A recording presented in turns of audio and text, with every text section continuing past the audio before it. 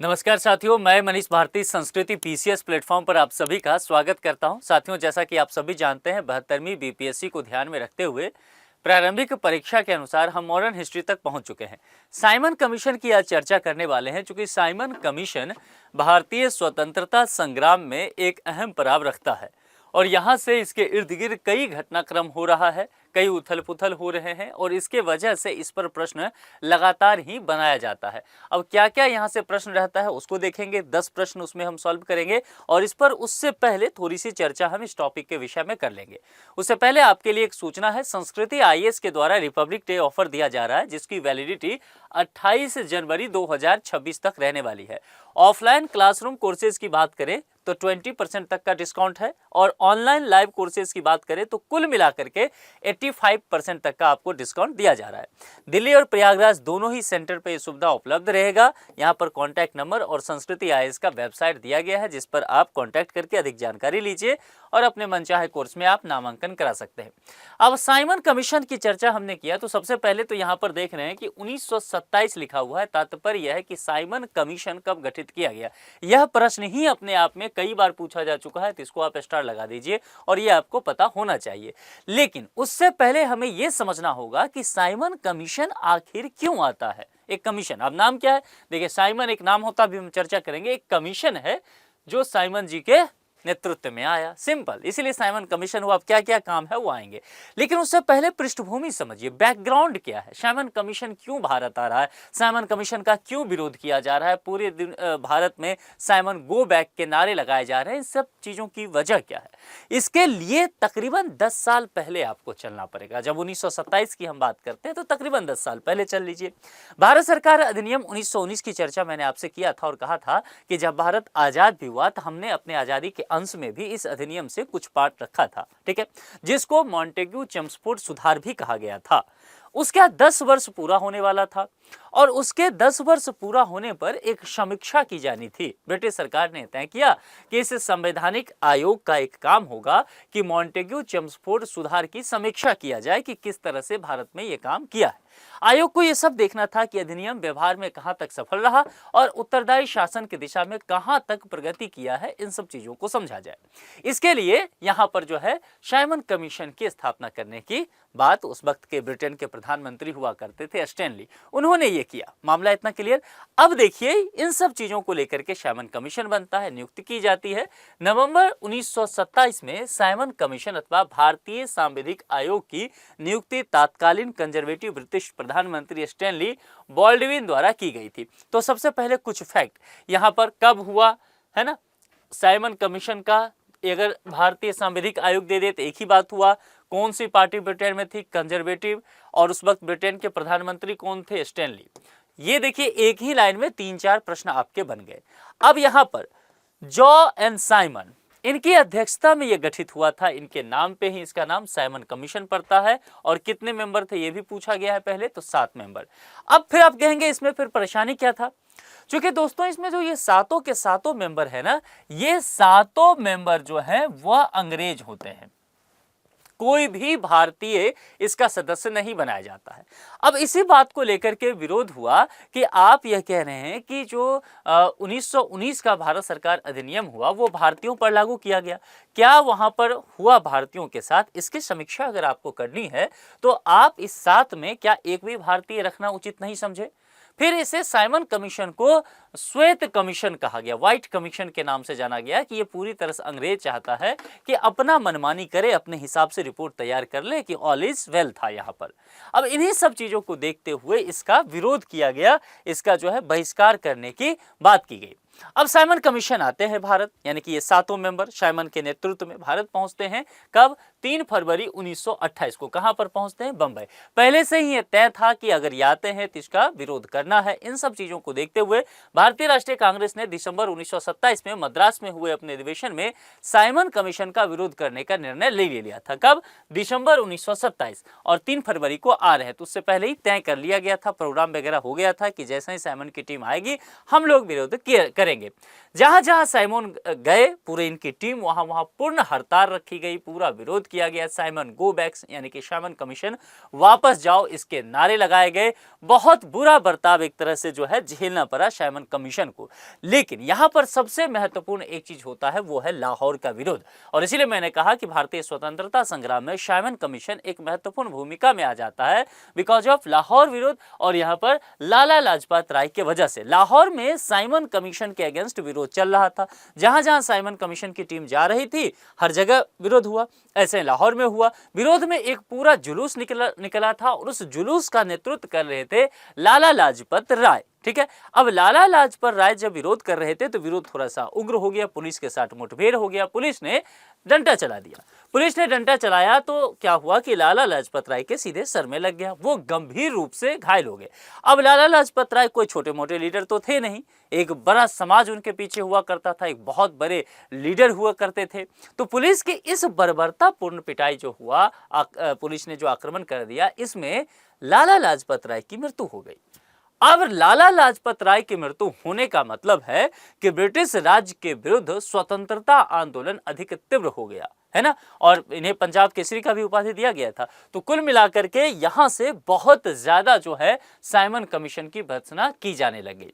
Nehru report यहाँ important है। एक तो यहाँ पर लाला लाजपत राय से जो संबंधित चीजें हैं, इसको आप ध्यान रखेंगे कि यहाँ पर साइमन के विरोध में हुआ था।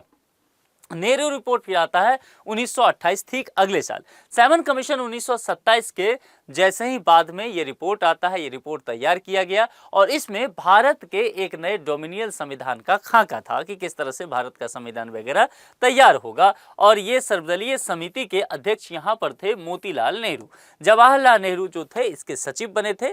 2 मुस्लिम भी इसमें थे, सैयद अली इमाम और शोएब कुरैशी सहित 9 लोग इस समिति के सदस्य हुआ करते थे। साथियों, नेहरू रिपोर्ट को 5 स्टार लगाइए, इस पर प्रश्न पूछा जा चुका है। यूपीएससी में भी, बीपीएससी में भी एक बार से अधिक पूछा गया है और विभिन्न पीसीएस में पूछा गया है। वो सारे टॉपिक जहां इंपॉर्टेंट रहेगा मैं पहले ही बताता चलता हूं। नेहरू रिपोर्ट कब आया था, यह भी प्रश्न पूछा गया है ना। 1928 में भारत के लिए पूर्ण स्वतंत्रता के स्थान पर डोमिनियल स्टेट यानी कि अधिराज्य की दर्जा की बात की गई थी कि अगर पूर्ण स्वतंत्रता भारत को फिलहाल नहीं मिलता है तो इतना से डोमिनियल स्टेट से काम चलाया जा सकता है। इसमें सांप्रदायिक आधार पर पृथक निर्वाचन मंडलों के स्थान पर अल्पसंख्यक हेतु आरक्षित स्थानों के लिए संयुक्त निर्वाचन क्षेत्रों का प्रस्ताव भी रखा गया था।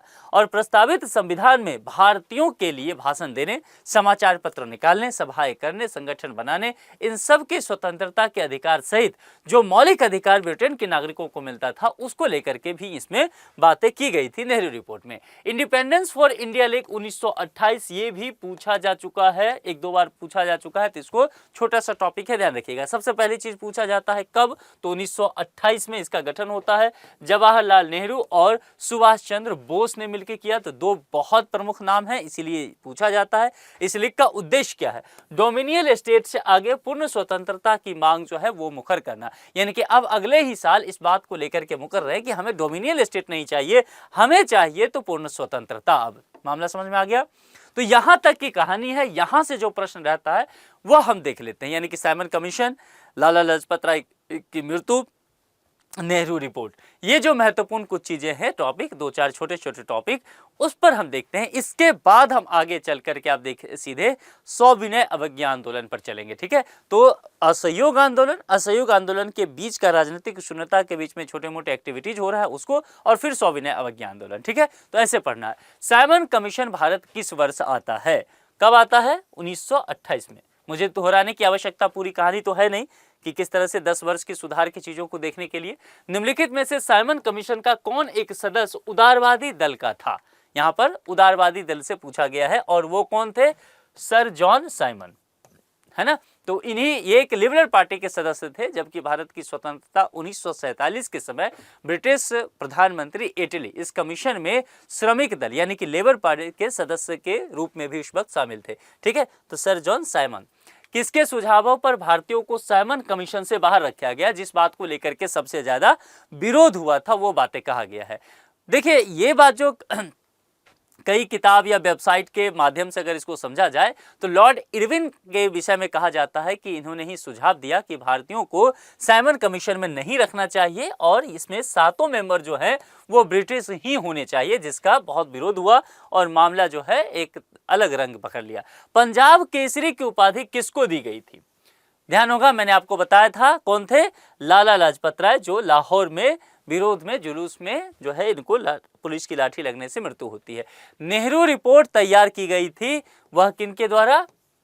एमएल नेहरू के द्वारा। जवाहरलाल नेहरू नहीं, मोतीलाल नेहरू, ठीक है, तो ये ध्यान रखिएगा, मोतीलाल नेहरू के साथ जाना। निम्नलिखित में से किसने सर्वप्रथम भारत के लिए औपनिवेशिक स्वराज्य की मांग की थी?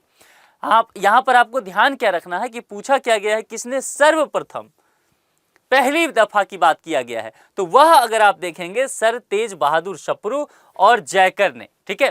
तो इस प्रश्न को ठीक से समझ लीजिए, विकल्प में जितने भी चीजें दी गई है उसमें से पंडित मोतीलाल नेहरू ने मार्च 1926 में, चूंकि राजगोपालाचारी और सरदार पटेल, पंडित मोतीलाल नेहरू और गोविंद बल्लभ पंत, जवाहरलाल नेहरू और जगजीवन राम, तो पेयर के साथ हमें जाना है, ठीक है। अगर बाकी पेयर तो सीधे बाहर हो जाएगा। अगर इस पेयर पर विचार करें पंडित मोतीलाल नेहरू का, तो मोतीलाल नेहरू जो है मार्च 1926 में सेंट्रल लेजिस्लेटिव असेंबली में भारत के लिए औपनिवेशिक स्वराज यानी कि डोमिनियल स्टेट हेतु संविधान निर्माण के लिए एक प्रतिनिधित्व कॉन्फ्रेंस बुलाने की मांग की थी।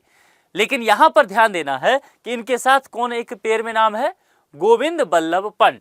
गोविंद बल्लभ पंत से इस बात का कोई संबंध नहीं है, इसीलिए हम इस विकल्प के साथ नहीं जा रहे। नहीं तो आप मोतीलाल नेहरू के नाम के साथ मेरे से तर्क कर सकते थे कि सर यहां क्यों नहीं रुके, क्योंकि हमें दोनों ही नाम को पुष्ट विकल्प में करना पड़ेगा। और मैं अक्सर कहता हूं प्रीलिम्स में सही से ज्यादा क्या होता है, जो सबसे सुटेबल आंसर हो, ठीक है। तो अब हम तेज बहादुर सप्रू और जयकर जी के साथ जाएंगे, क्योंकि नेहरू रिपोर्ट तैयार करने वाली समिति की बात किया जाए, जिस समिति में अध्यक्ष मोतीलाल नेहरू ही थे, तो उसमें अगर देखा जाए तो तेज बहादुर सप्रू और जयकर दोनों ही शामिल थे, जिसमें भारत के लिए डोमिनियल स्टेट की मांग की गई थी, औपनिवेशिक स्वराज की मांग रखी गई थी। चूंकि बल्लभ पंत नहीं है तो इस वजह से हम यहां से बाहर निकलते हुए ये मेंबर में चले जाएंगे। अगर एक नाम भी यहां होता तो हम मोतीलाल नेहरू के नाम के साथ जाते। मामला समझ में आ गया ना, किस तरह से प्रश्न सॉल्व कर रहे हैं विकल्प के आधार पर। मुस्लिम लीग के निम्नलिखित में से किस अधिवेशन में एम.ए. जिन्ना ने अपना 14 सूत्रीय प्रस्ताव रखा था? यह बहुत महत्वपूर्ण प्रश्न है, 5 स्टार इस प्रश्न को लगाइए, कई बार पूछा जा चुका है, यूपीएससी में भी यह पूछा गया है। मार्च 1929 को दिल्ली में मुस्लिम लीग का एक अधिवेशन होता है, जिसमें जिन्ना ने नेहरू रिपोर्ट, और नेहरू रिपोर्ट कब आता है? 1928, उसके विरोध में। तो नेहरू रिपोर्ट जो 1928 में आता है, इसका विरोध किया जाता है। कब किया जाता है? मार्च 1929, ठीक है। तो मार्च 1929 में इसका विरोध करते हुए जिन्ना क्या करते हैं, दिल्ली में एक 14 सूत्रीय प्रस्ताव रखते हैं। तो आपसे पूछा गया है ईस्वी, तो 1929 कब आएगा? सी विकल्प में, मार्च का महीना, ये ध्यान रखिएगा। आगे चलें।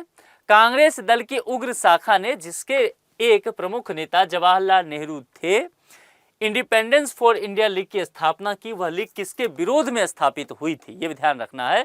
यहां पर देखेंगे जब विरोध की बात की जाएगी तो जिस रिपोर्ट की हम चर्चा कर रहे हैं, जवाहरलाल नेहरू के नेतृत्व में युवा और उग्रवादी राष्ट्रवादियों ने नेहरू रिपोर्ट पर आपत्ति दर्ज की। ये पूर्ण स्वराज को तात्कालिक लक्ष्य के रूप में रखने की मांग कर रही थी। डोमिनियल स्टेट के खिलाफ ये लोग थे कि हमें पूर्ण स्वराज ही चाहिए। तो जवाहरलाल नेहरू और सुभाष चंद्र बोस ने मिलकर के इंडिपेंडेंस फॉर इंडिया लीग के रूप में कांग्रेस के भीतर एक तरह से कह सकते हैं कि प्रेशर ग्रुप बनाया, दबाव समूह जो है उसको किया।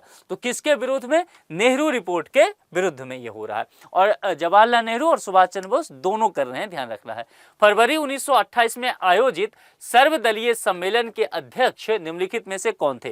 कब टाइमलाइन दिया गया? फरवरी 1928। सर्वदलीय सम्मेलन के अध्यक्ष कौन थे, ये आपसे पूछा जा रहा है। अगर इसमें देखा जाए विकल्प के आधार पर तो मोतीलाल नेहरू भी आपसे दिया गया है, doctor MA. Ansari, Subhash Chandra Bose, MK. Gandhi, Mahatma Gandhi के बारे में। तत्कालीन भारत सचिव हुआ करते थे लॉर्ड बर्कनहेड। उनके द्वारा भारतीयों को कई चुनौतियों के हिसाब से कांग्रेस द्वारा डॉक्टर एम.ए. अंसारी की अध्यक्षता में एक सर्वदलीय समिति का आयोजन किया गया। इसका उद्देश्य क्या था, ये समझिए। इसका एक उद्देश्य था कि आम सहमति वाले संविधान का मसौदा तैयार करना। चूंकि भारत सचिव बर्केन के द्वारा कहा गया कि इनके बीच, कांग्रेस के जो लीडर हैं, इनके बीच आम सहमति बनेगा ही नहीं। बनेगा मतलब एक संविधान के लिए बनेगा ही नहीं, तो मामला लटकता जाएगा। तो इनको एक चैलेंज दिया गया। तो कुल मिलाकर के वह जो बातें की गई थी वह डॉक्टर एम.ए. अंसारी के नेतृत्व में कि एक आम सहमति का मसौदा तैयार कर लिया जाए। मामला क्लियर है?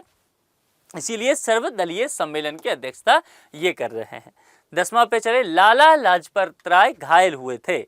यहां पर ध्यान दीजिए, साइमन कमीशन के विरोध में हुए लाठीचार्ज में, रॉलेट एक्ट में नहीं, भारत छोड़ो नहीं, उससे पहले मृत्यु हो चुकी थी, गवर्नमेंट ऑफ इंडिया एक्ट में नहीं, साइमन कमीशन कहां पर? लाहौर में विरोध करते हुए इनकी मृत्यु होती है। ठीक है, 10वां के एक साथ चलेंगे। इसका जवाब आपको कमेंट बॉक्स में देना है। वर्ष 1928 में साइमन कमीशन भारत में किस उद्देश्य आया? प्रशासनिक सुधार पर विचार के लिए, शिक्षा में सुधार, कृषि क्षेत्र में, सैनिक क्षमता में मूल्यांकन हेतु। 4 जो विकल्प हैं उसके आधार पर आपको कमेंट करके बताना है कमेंट बॉक्स में। ठीक है, तैयारी कैसी चल रही है ये जरूर बताएं और इस प्रश्न का जवाब कमेंट बॉक्स में लिख करके जरूर दें। आज के लिए इतना ही। जुड़ने के लिए आप सभी का बहुत बहुत शुक्रिया। Thank you so much.